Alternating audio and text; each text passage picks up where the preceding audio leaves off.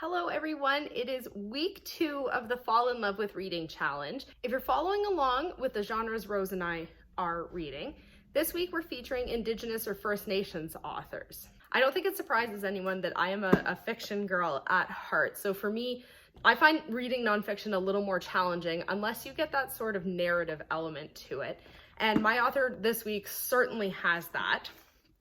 From the Ashes by Jessie Thistle is easily in my top 5 books ever, definitely right at the top for nonfiction. So Jessie is a Métis individual, and he tells his story in From the Ashes about the intergenerational trauma suffered by his family, and then ultimately learning the effects that has on his behavior as an adult. So he has a really challenging childhood.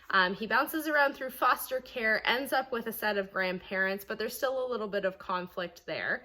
And for the good part of his, emergent adult and adult life, he spends on and off the streets, battling addiction, really unsupported, until eventually he does find that love and support and really does amazing things with his life, including writing this book, which is absolutely fantastic.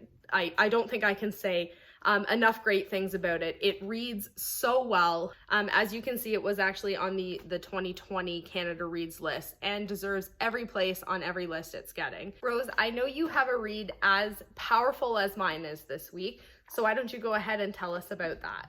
Jane, the book I'd like to talk about is Jody Wilson-Raybould's The Indian in the Cabinet. Very timely release with the federal election having been called, but I think more importantly, it's a very telling book about the role of a powerful Indigenous individual in current times. We'll be talking about a lot of other issues with our Truth and Reconciliation discussions, but here in this book, Jody explores some of her cultural background, gives a little bit of insight, and tells us what made her the kind of individual that would come forward and pursue a political career, and the power as an Indigenous person, because it is her culture that brought her to this point as much as anything in her background. It also strongly underlines the changes that we need to make to meet the challenges of racial prejudice that she encountered when she was in the cabinet. Therefore, very telling that she's called the book Indian in the Cabinet.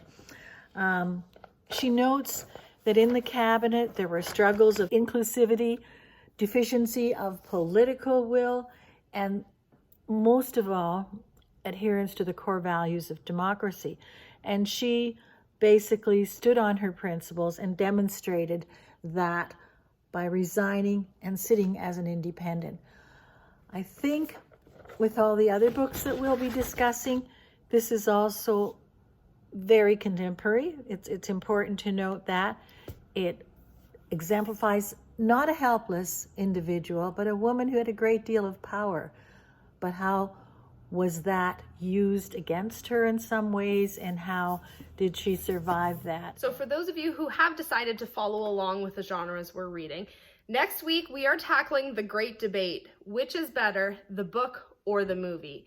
If you need a little bit of help deciding what to read, if you just head over to shelburneLibrary.ca, click on our catalog, there's a little drop down at the top that says lists, and there you will see a book to screen list. You can also find a link to that in your Beanstack app.